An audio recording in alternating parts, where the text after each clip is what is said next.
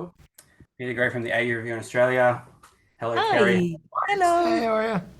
Very well, thank you. How are you? Doing good. Yes, thanks. Good.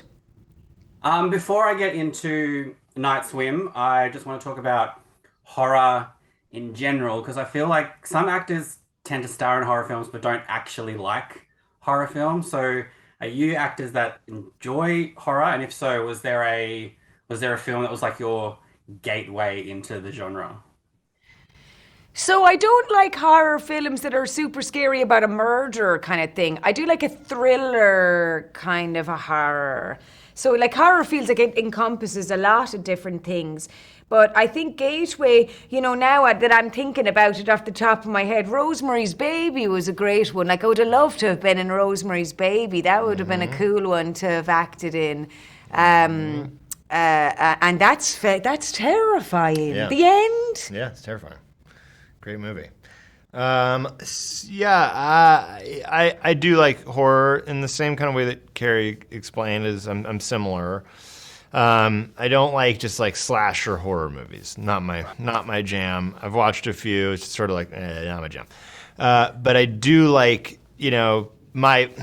It's sort of boring to say, but The Shining is probably a lot of people's entry into horror. And the great thing about The Shining is you don't even know why you feel unsettled. And Yeah. so there's this great element of filmmaking that goes into horror, and that there provides a wide range of possibilities, and it's fun to do that with good people. It's also not fun to do it with bad people, so you try to avoid that. Oh, It that would would be be a nightmare. soul Yeah, destroying. yeah, it would be. Because when it comes to like Night Swim, like one of the things that I really loved about this was that your characters were smart. Like especially Eve, when shit starts to hit the fan, she's like, I wanna get out of here. And like so many horror movies, the people sort of stay longer than they should. And obviously here you're tethered to it, so to speak. But like if this was happening to both of you, would you like tail it as quickly as possible, or would you kind of want to investigate? That was, that's interesting you brought that up because I found that kind of hard, like trying to find the moment where Eve is like kind of suspicious. So the timing of that was tricky. If it was like too late, she seemed kind of dumb. So, but and I agree with you. Sometimes you're like, come on, this person would not stick around for this long. So I had to try and play that realistic, and I found that kind of tricky. But in real life, would I stay? Well, it depends on how much I love my husband, I suppose, wouldn't it be? Yeah, No, it I'm wouldn't. very lovable. Apparently, we stuck around to the end. Thanks.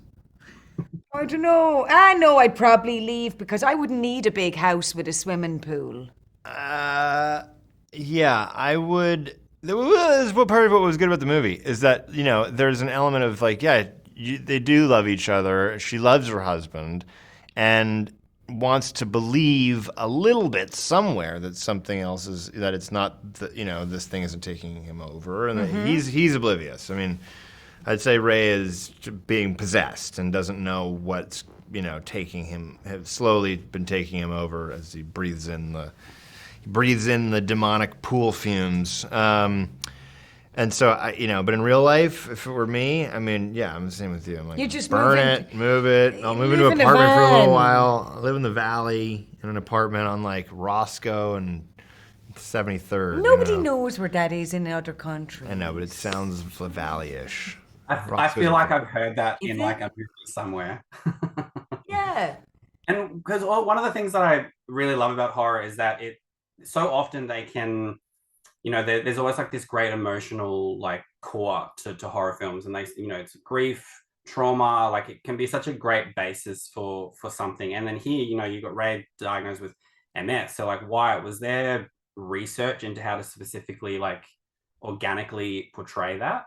Yeah, we talked to a friend of Bryce who's been diagnosed with MS, and took snippets away. What we wanted to avoid was, this isn't a movie about MS. Hmm. So it was important that it was involved and that it was in the early stages. But MS is like the very, very wide array of, early onset or the onset of MS to late stages. Like there's a everything in between. So it wasn't like we wanted to hit it too hard because that would have taken away from this actual story. It was just a way in, and so we feathered that in there. Mm.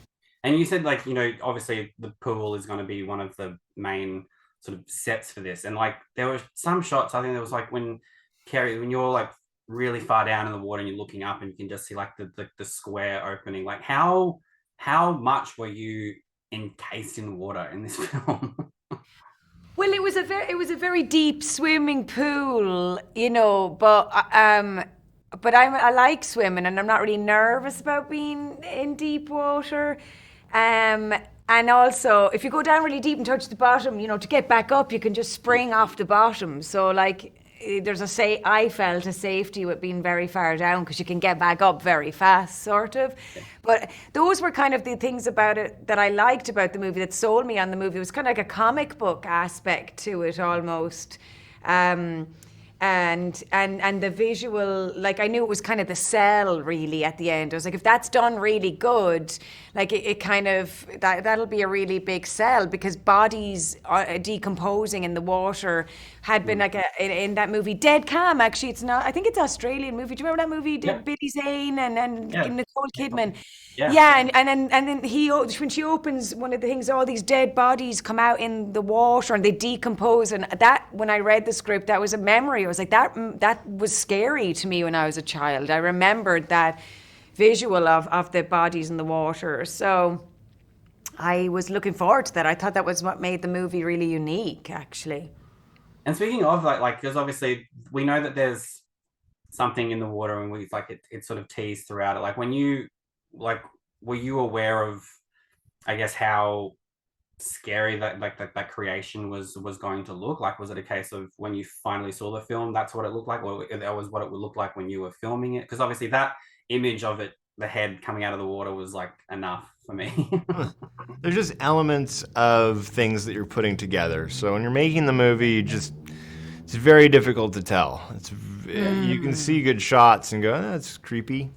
But if it's not put together well, and timed correctly, then the creepy factor can totally be changed. And you have to trust. That is a full trust job for filmmakers that are doing it. Like, you have to really let that go when you're doing, especially when you're doing horror. So that's an out of my hands. I consider that totally out of my hands and trust. Yeah, and then when I saw the movie, the visual effects hadn't been completed. So I was like, well, they better be goddamn good, guys, because they certainly aren't good now. But anyway, so they are good, apparently. But I didn't need that, though, like, because, I had my imagination. I could use my imagination. That was sort of enough for me. And then I did see the people who did the bodies and stuff. So, but I looked at that more from an artistic standpoint as opposed to scary. It was more like, oh, wow, that must have taken you ages to do the veins, and that must have taken you ages to, you know what I mean? I was more intrigued from an artistic point of view than a scared point of view. Yeah, and like Ray and Eve here are like the solid unit. They're always there for some sound advice. And for you both personally, was there a piece of advice or any words of wisdom that's been like passed on to you that have like stuck with you for your careers? Oh, for our careers, not just this movie. Yeah. Yes. Tell me. You won't like this one. Oh no. The circus. I don't know if you won't like it. I think you might agree with it. The circus at home has to be more fun than the circus away. Oh, well, why? I don't like that. I know. The circus away is everything. But here's the thing. That was my choice was to have a family, and I was part of a family that was in the business, obviously, and that was my choice. And so when I made that choice, in order for me to have the best life that I could and continue to be inspired to do things that are new and different, once you make that choice to have a family, that is, I think, something that is good advice. It is if, good if advice. If you don't choose to have a family, it's obviously different. But it is good advice, because otherwise you're just like not going to be calling your wife. You're going to be out with the crew after you're work. a bad husband and a bad father, and it leads down bad roads. don't want to do that. But Yeah, I don't know. No, I bloody wish somebody gave me advice. Honest to God, nobody bothered their arse to give me advice. I just had to learn everything the hard way. So I don't really know advice. I don't really have any advice. No, I didn't really All right, get. I feel like women stronger than men. They learn things on their own, so that's all good. Oh, thanks. I mean, No, but I I just probably did. I'm sure there's so many loads of good people who I directors, know, Martin. but they didn't give me advice like life maybe- advice or. But what about, does Martin ever say something that maybe wasn't advice that stuck with you? You know what I mean? Not advice, just like something that you're like, oh, that was an interesting thing. He didn't even mean to say that, but this is what I took from it. No, I can't remember anything off the top of my head. No, I just think like that. I suppose not advice, but people most of the great people that I've worked with tend to be not think that they're great and always want to be better. And I always notice that in really great people, like really great actors weren't cocky and thinking like, that's it, you got it, that's a great one. They were always trying to be better, and they were always trying. So a little bit of like not being 100% sure of yourself to me seemed like a good thing. It made you like think you could always be better. So yeah, I can't think of it. Isn't that desperate? I can't think of any advice. I bet you'll finish the interview and I'll remember a bit of advice. Oh well. That's okay. They'll give you something to think about. But thank you so much for taking the time out. It was such a joy. Thank you. Thank you.